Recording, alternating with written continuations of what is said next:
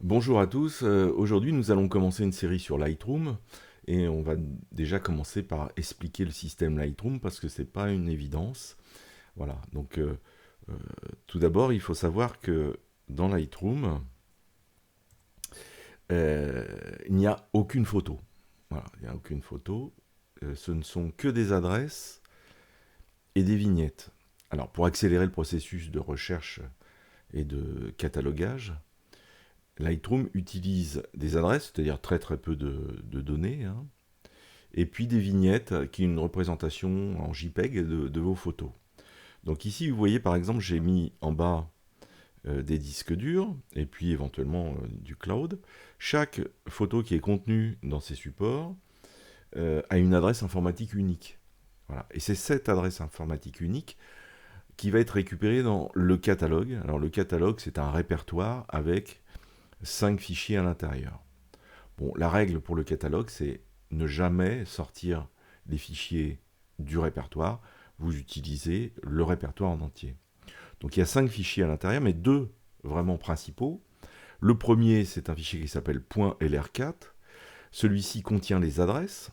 Et puis l'autre fichier qui s'appelle .lrdata, qui lui contient les vignettes. Voilà. Et donc, Lightroom va, au départ, quand vous allez créer le catalogue, vous allez lui donner l'adresse où se trouvent vos images, et lui, il va composer ce catalogue avec d'une part une adresse et une vignette. Voilà. Mais dans l'application Lightroom, il n'y a aucune photo. Alors Lightroom, bien sûr, gère le catalogue, et en fait, il y a une mécanique entre le catalogue et les photos physiquement présentes sur votre disque dur, mais qui n'auront pas changé de place. C'est-à-dire que vous n'avez pas besoin de changer votre organisation pour utiliser Lightroom. Alors, moi, ce que je vous conseille, effectivement, c'est d'avoir un seul et même répertoire où se trouvent toutes vos images. Mais ça, je vous le recommande uniquement que pour faire vos sauvegardes, parce que sinon, Lightroom sait gérer plusieurs disques durs, plusieurs répertoires. Il peut même gérer des clés USB, etc.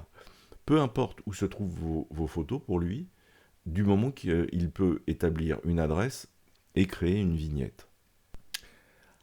Alors, la retouche est dite non destructive avec Lightroom, c'est-à-dire qu'en fait, on ne touche pas à la photo originale, hein. Donc l'original est protégé, hein. Imaginons que c'est une photo en RAW. Et donc vous avez dans le module bibliothèque, alors le module bibliothèque, c'est celui qui sert à trier les photos, à les repérer, etc. Vous avez donc les vignettes qui se trouvent là, et donc tout ce qui va être fait comme retouche, que ce soit dans le module bibliothèque ou dans le module développement, où là on fait de la retouche un peu plus avancée, on va créer une couche qui va contenir les retouches. Et cette couche, elle est dans le catalogue, d'accord ?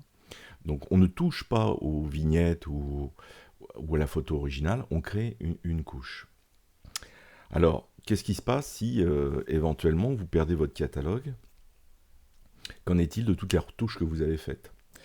Alors, il y a un moyen de conserver les retouches que vous avez faites en utilisant des fichiers XMP, mais on va voir ça un petit peu plus loin.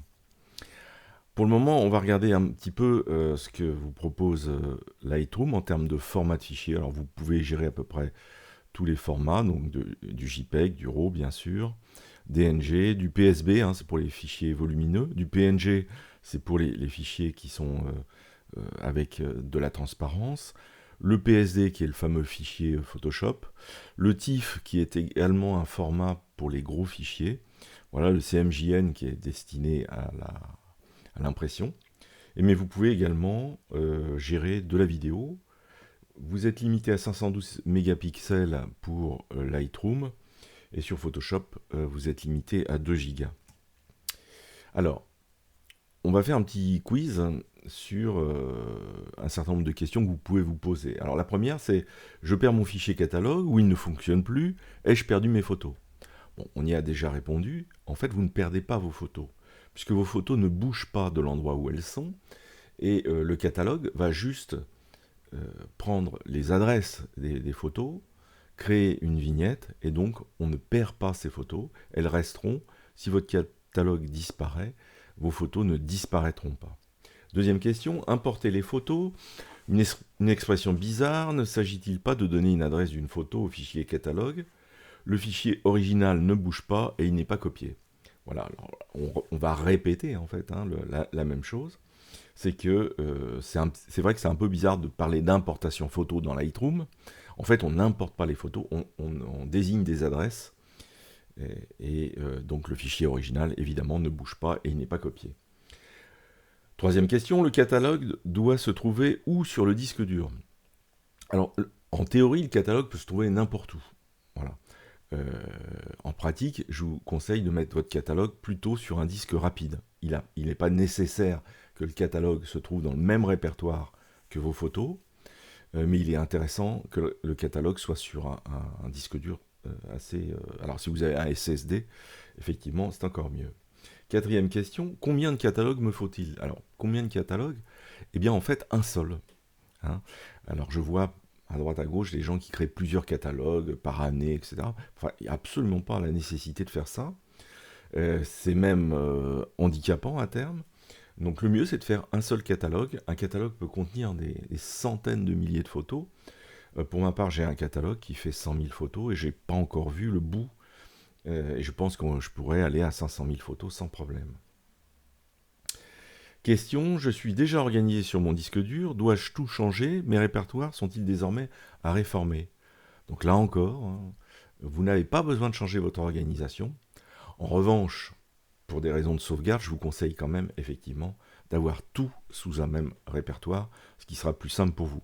Mais pour ce qui est de Lightroom, lui, c'est pas un problème que d'avoir des photos qui se trouvent un peu partout, sur des répertoires ou des disques différents. Alors, qu'en est-il des retouches que j'avais faites avec mon catalogue perdu? Alors, on va voir le slide suivant. On traitera la dernière question après. On peut créer des fichiers XMP. Alors, en théorie, dans le catalogue, les retouches sont mémorisées dans le catalogue. Mais effectivement, si vous perdez votre catalogue et que vous n'avez pas créé de fichier XMP, eh bien, vous perdez vos retouches. Donc, d'où l'intérêt de créer donc, des fichiers .xmp. Alors, c'est quoi? C'est un petit fichier qui va se situer toujours à côté de votre fichier RAW. Il est indépendant. C'est une couche, c'est une couche qui va s'appliquer à votre photo RAW. Ça pèse très peu lourd, c'est 10 kilooctets, ce ne sont que des instructions. Voilà. Et donc, si vous perdiez votre catalogue, le fait d'avoir les fichiers XMP à proximité de vos RAW, eh bien, Lightroom reconnaîtra la proximité de ces fichiers et les utilisera normalement. Alors, comment faire pour créer ces fichiers XMP? C'est assez simple, vous allez dans les paramètres du catalogue. La troisième ligne vous permet, en cochant, d'écrire automatiquement les modifications au format XMP dans les fichiers annexes. Voilà. Alors évidemment, vous pouvez fonctionner sans les fichiers XMP, ce n'est pas obligatoire. Alors, ce qu'il faut retenir de cette vidéo, qui est la règle absolue, c'est de tout faire sous Lightroom. Si vous faites des déplacements de fichiers, des déplacements de répertoire, etc., il faut le faire sous Lightroom. Sinon, le catalogue ne sait pas où sont passées les adresses. Alors, on va regarder la bonne méthode, et puis on va regarder comment solutionner le fait qu'on n'ait pas fait les déplacements sous Lightroom, qu'on les a fait à partir de l'explorateur. Évidemment, on peut rattraper le coup. Alors, première chose, ici j'ai créé un répertoire sous Picture qui s'appelle dossier image JMR, et sous ce répertoire, j'ai deux sous-répertoires, 2021 et 2022. Alors, dans 2021, j'ai mis mes photos des États-Unis, mais j'ai 3 photos qui appartiennent à 2022, qui sont des photos d'Italie. Donc la bonne méthode, je sélectionne la première photo, j'appuie sur majuscule, je sélectionne la dernière, et puis je clique et je maintiens enfoncé la souris gauche. Et donc, ces 2 photos qui étaient en 2021, bien je viens le positionner sur le répertoire 2022. Je lâche, et il me fait déplacer les photos. Si je vais sous 2022, eh bien, mes 3 photos ont bien été déplacées. De la même manière, on peut déplacer un répertoire en entier. C'est-à-dire que je prends le répertoire 2021, je maintiens la souris enfoncée à partir de l'arborescence, et puis je vais le mettre dans 2022, par exemple. Bon, ça n'a pas de sens, là, en l'occurrence, mais c'est pas grave. Voilà. Maintenant, bah, j'ai un sous-répertoire 2021 sous 2022. Donc je vais remettre dans le dossier images mon dossier 2021 de manière à ce qu'il soit au bon endroit. Voilà. Donc, ça, c'est la bonne méthode. Maintenant, si vous avez fait des manipulations avec l'explorateur, eh bien, du coup, bah, le catalogue ne sait pas où sont passées les photos. Alors, on va le faire. Sous 2021, j'ai donc 4 photos. Donc, je vais sélectionner les 4 photos, et puis je vais les déplacer dans le répertoire 2022. Voilà.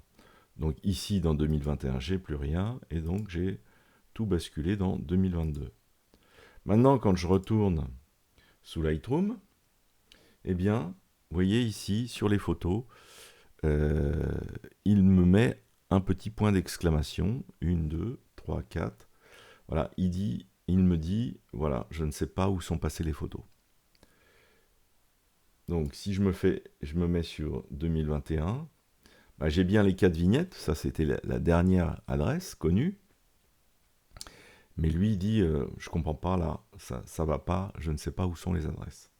Donc, première possibilité, c'est de se mettre sur le dossier parent qui est juste au-dessus, et de faire un clic droit, et de prendre l'option synchroniser le dossier.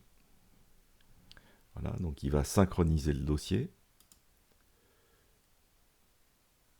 Et donc, il a repéré que 2021, il n'y a plus rien, et il a repéré qu'en 2022, on retrouve les photos des États-Unis ici, les 4 premières, et bien qu'elles sont passées ici. Ça, c'est la première méthode. Une autre possibilité, concerne un répertoire. Vous avez déplacé un répertoire en entier, et donc il ne sait pas où se trouve le répertoire. Donc je vais aller sous le Finder, donc sous l'explorateur, et imaginons par exemple que je passe 2022 sous 2021. Voilà. Donc je vais retourner maintenant dans Lightroom, et vous voyez ici, sur le côté, sur 2022, il me met point d'interrogation, il ne sait pas où est passé le répertoire. Voilà. Et du coup, toutes les photos se retrouvent avec un petit point d'exclamation. Donc, la solution, là, c'est de faire un clic droit et de faire rechercher le dossier manquant. Donc, il ouvre une fenêtre et va vous repositionner. Vous allez pouvoir repositionner ici le 2022. Donc, je lui donne la nouvelle adresse. Je fais sélectionner. Voilà. Et là, ça y est, il a compris que le répertoire 2022 était passé sous 2021. Bon, évidemment, toujours la même chose dans cet exemple. Ça n'a pas de sens, mais voilà. Donc ça, c'est comment corriger des erreurs, c'est-à-dire l'erreur de ne pas faire sous Lightroom les déplacements de fichiers et de répertoires. Dernière chose avant qu'on se quitte, comment je peux éventuellement déplacer mon catalogue. En fait, à la création, j'avais positionné le catalogue à un certain endroit, mais en fait, ça ne me convient pas. Donc, je vais aller rechercher le catalogue que moi, j'avais appelé catalogue démo, ici. Vous voyez, avec 3 et 3, 6, c'est un 7 fichiers qui se trouvent en dessous. Hein. Donc, il faut bien, quand on travaille sur le catalogue, prendre le catalogue en entier, avec tous les fichiers. Et donc là, par exemple, ce catalogue démo, j'ai créé un répertoire qui s'appelle déplacement catalogue. Donc je vais aller déplacer mon catalogue dans ce répertoire. Alors je prends le catalogue démo et puis donc je le déplace dans ce répertoire qui s'appelle déplacement catalogue. À ce moment-là, ce que je vais faire, c'est que je vais ouvrir mon catalogue démo Et sur le fichier catalogue démo.lr4, je vais cliquer sur ce fichier et en fait, il va relancer le catalogue et repérer la nouvelle adresse du catalogue. Donc je clique. Voilà, et donc il va fermer donc le catalogue où on est là actuellement. Et il me demande de relancer, donc je relance.